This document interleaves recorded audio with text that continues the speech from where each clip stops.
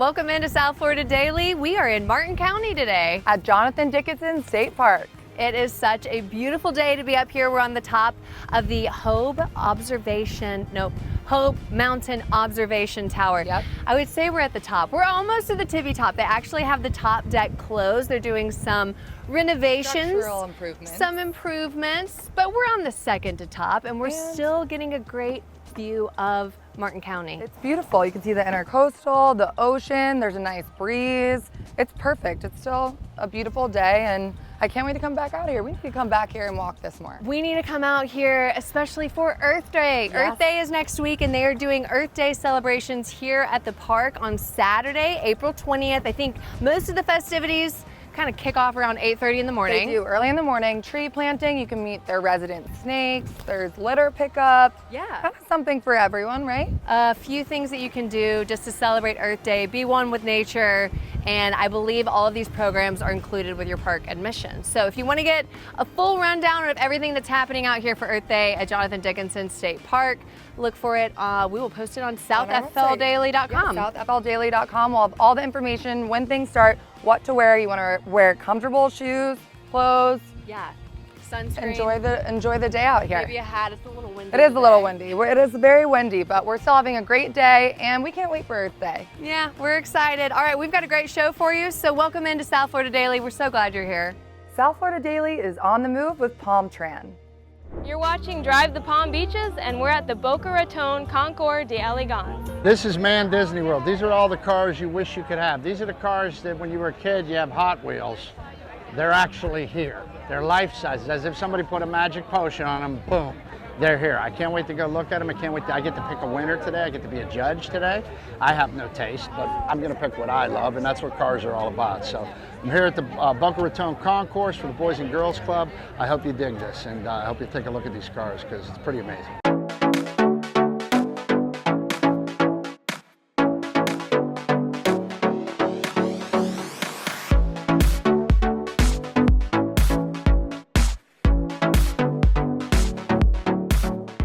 So as you see here today, we just have a lot of different cars, a lot of different people from, not just the States, but internationally as well that come to our show each and every year.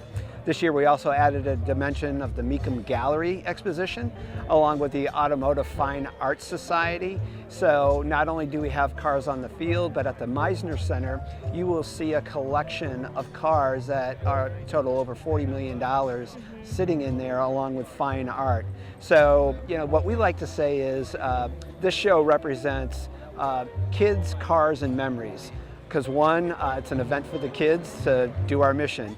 Two, great cars, and those cars bring back memories because everybody really remembers their first car or the first car that maybe their mother and father bought and they all piled in and all those good things. So, for us, it just has been just a true adventure, and we also have a driving program for our kids through UPS.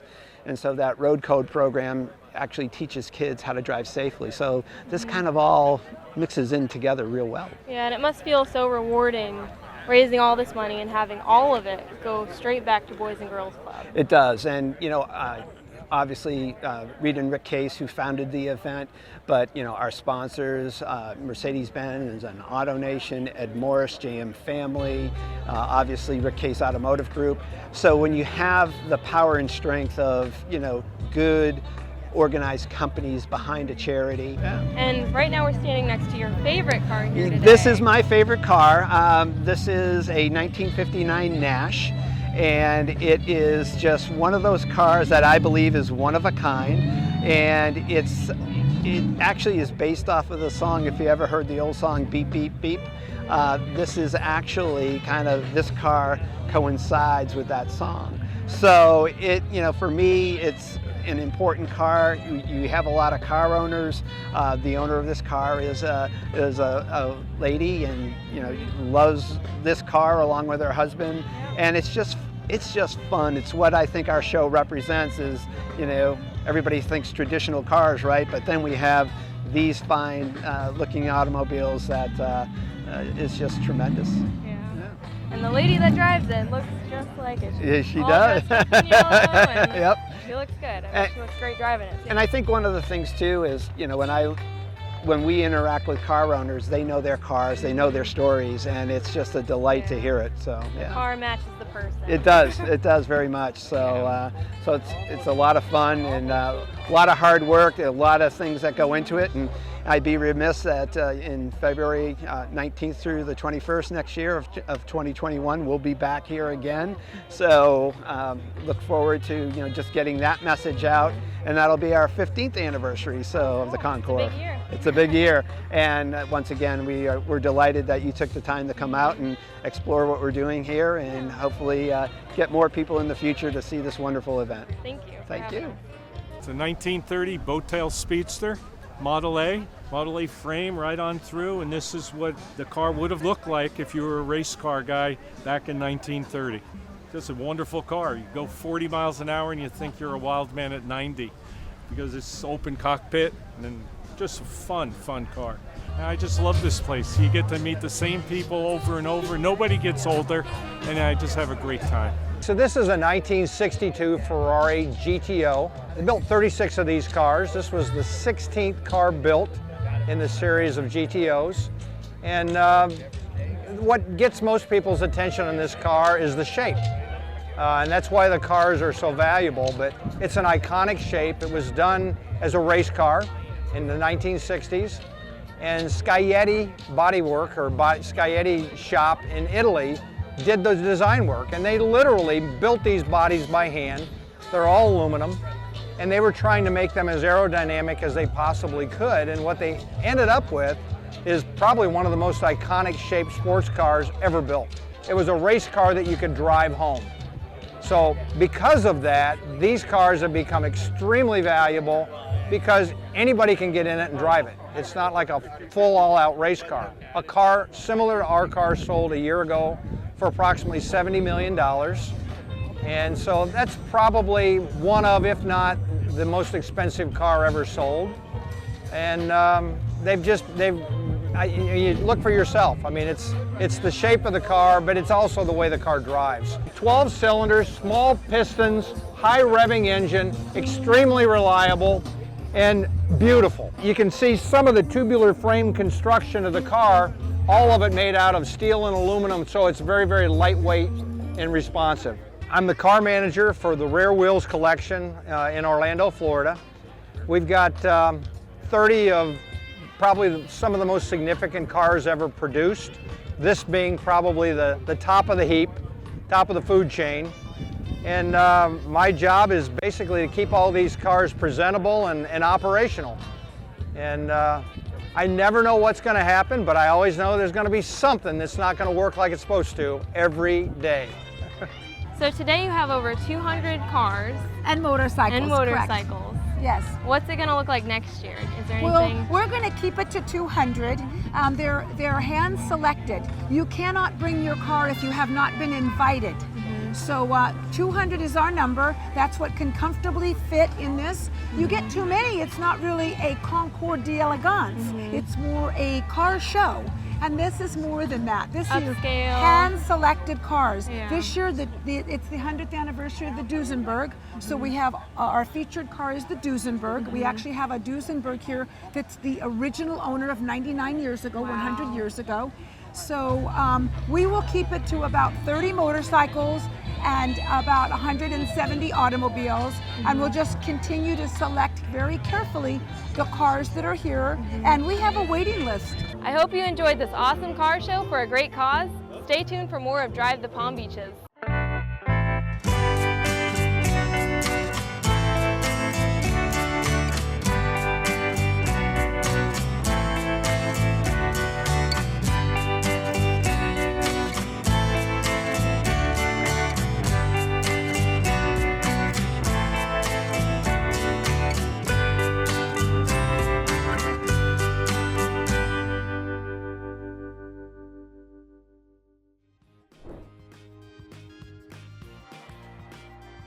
Where are you going on May 25th? Maybe the Dave Matthews Band concert in West Palm Beach. We've partnered with Live Nation to give 5 lucky winners a pair of tickets to the show at I Think Financial Amphitheater. March like ants over to the South Florida Daily Instagram page. Look for the pinned post to see how you can enter for your chance to win. For full rules and regulations, visit southfldaily.com. And good luck! The South Florida Daily set is sponsored by El Dorado Furniture.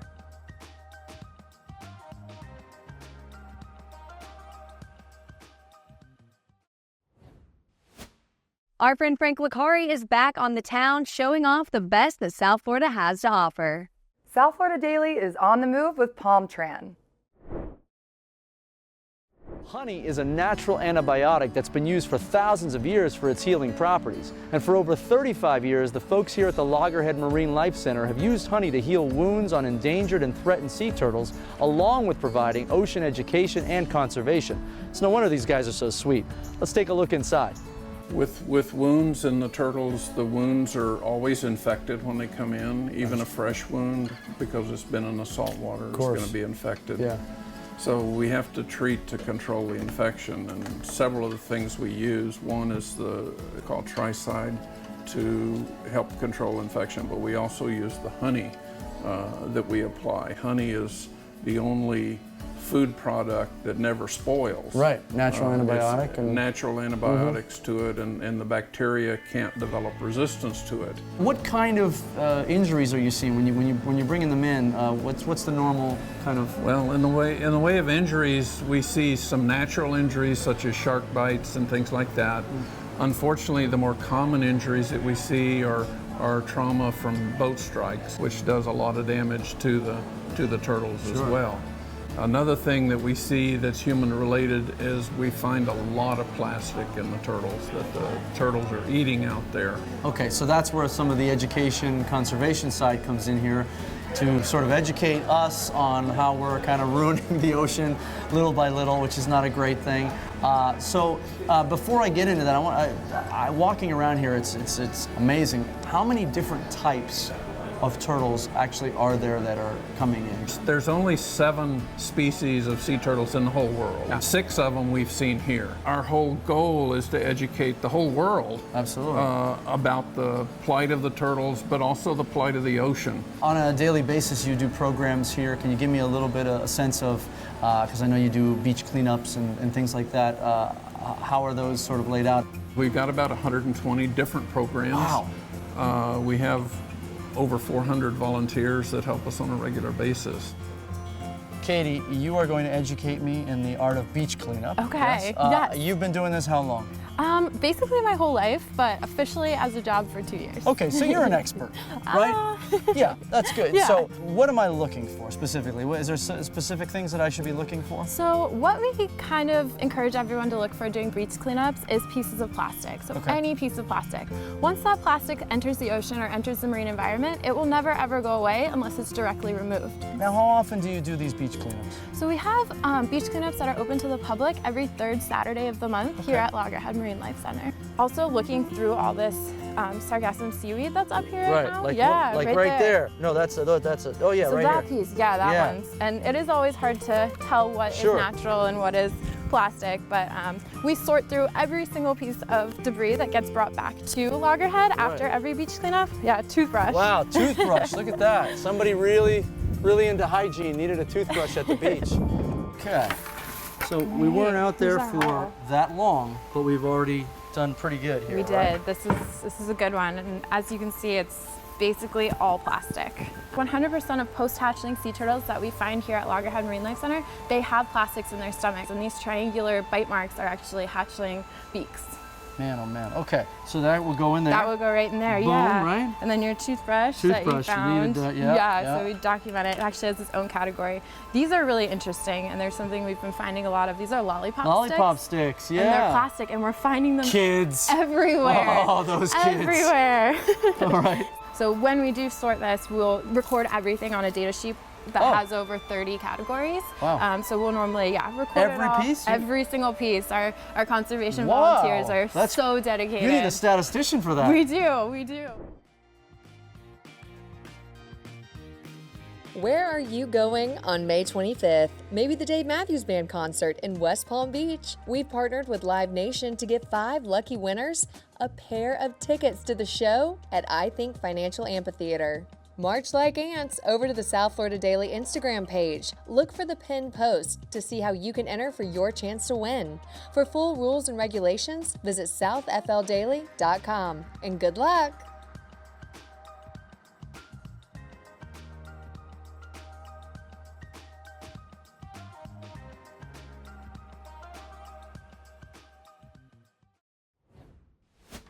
If you love smoky cocktails, then listen up because we are learning all about a mezcal brand that you might just love. Tom Kerner is here with Mezcal Union. Thanks for joining us, Tom. My pleasure. Okay, so tell us about Mezcal Union. How did this get started? Where did this brand come about? Yeah, first of all, thanks so much for having us.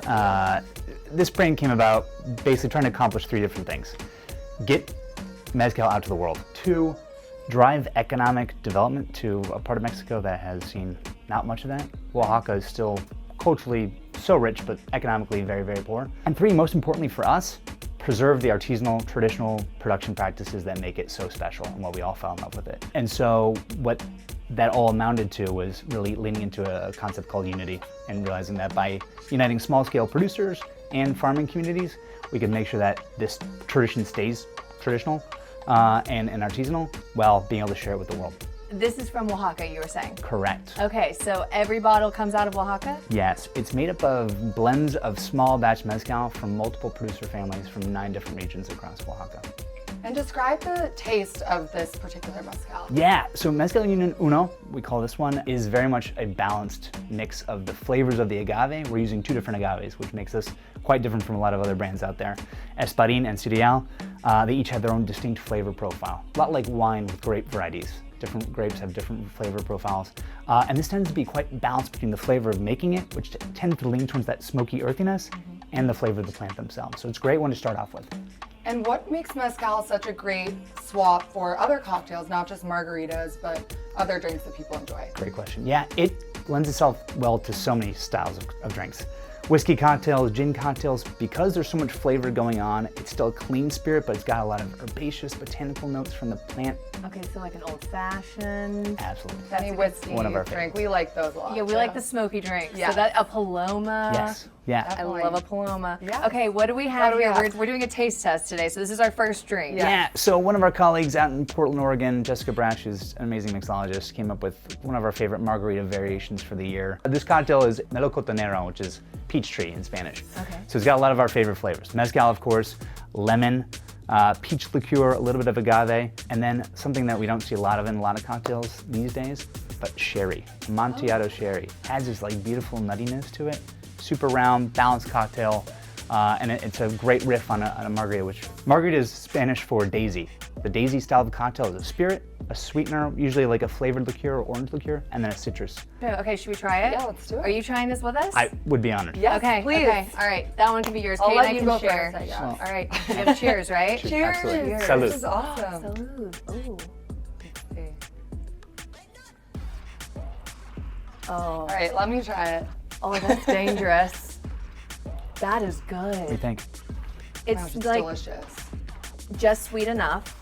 Yeah, It's not going to give me a headache. definitely not. But it is refreshing, it's light, it's fruity, and this- it's got the smoky aftertaste. Definitely, but I feel like some people kind of tend to be scared by the smokiness, but it's not too overpowering No. because sometimes it can be too strong and you lose all the other elements of the drink, but I think it's delicious. It's People so good. think mezcal has to be smoky, and that's not the case at all. Okay. It is a wide gamut of flavors you can get from mezcal. didn't realize And that. Uno is really meant to be that nice balance. So you get the flavors of the plant, but also the process, and shows up well in cocktails for at-home, refreshing. foolproof at-home cocktailing. Yeah, and you can add a little garnish. Are these mint? Fresh mint sprig up top, Okay. and then for a little cheeky twist, a little candied peach ring there. Can I order this at a restaurant? Is this going to be available at? This was a big thing for National Margarita Day a Okay. couple weeks ago. Yeah. But yeah, this is something you can probably fire up to some of our favorites in Miami. Okay, so maybe if I'm at Broken Shaker in Miami, You'll find it. I Great can ask spot. for this and Yeah. they'll give it to me. They'll Wow. set you This up. is our new go-to. We'll have to try it.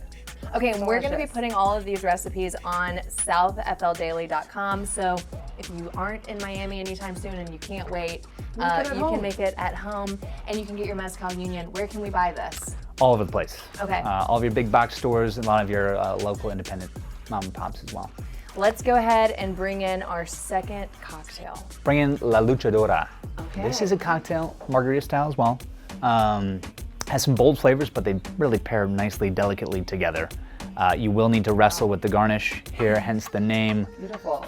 This is a combination of Mezcal Union Uno, some pomegranate, some lime, a bit of an Italian Amaro called Amaro Montenegro, and then a nice ginger syrup to give a little punch. So for tequila fans, what can you tell them about mezcal that just makes it stand out? Because if you like tequila, good chances are you will enjoy mezcal. So few people realize that tequila is just the most popular, well-known style of mezcal. So if you're into tequila, you're technically already into mezcal. What's beautiful about mezcal, unlike tequila, tequila can only be made from one type of agave that exists out there called the Blue Weber. Mezcal, you can use any of them, and there's dozens of varieties out there, and they each have their own distinct flavor profile, so there's a wide range to explore. And if you're a fan of the heritage of tequila, the history, all of that is in mezcal and more. This is made using old school production techniques, family generations passing down that tradition, and every bottle of Mezcal Union and many mezcals out there are handcrafted basically in backyard family-run distilleries, which is incredible. Okay, let's try it. Okay, I went first last Yes, time. So my you can turn. go. All right, All all right. right, Cheers. Cheers. It's delicious. And I feel like a lot of people don't drink mezcal because they're scared it's going to be too smoky. Yeah. But this It's is so so good. nice and blended. It's really nice. It's not heavy. Yeah. It's really delicious and refreshing. People should not be afraid of mezcal.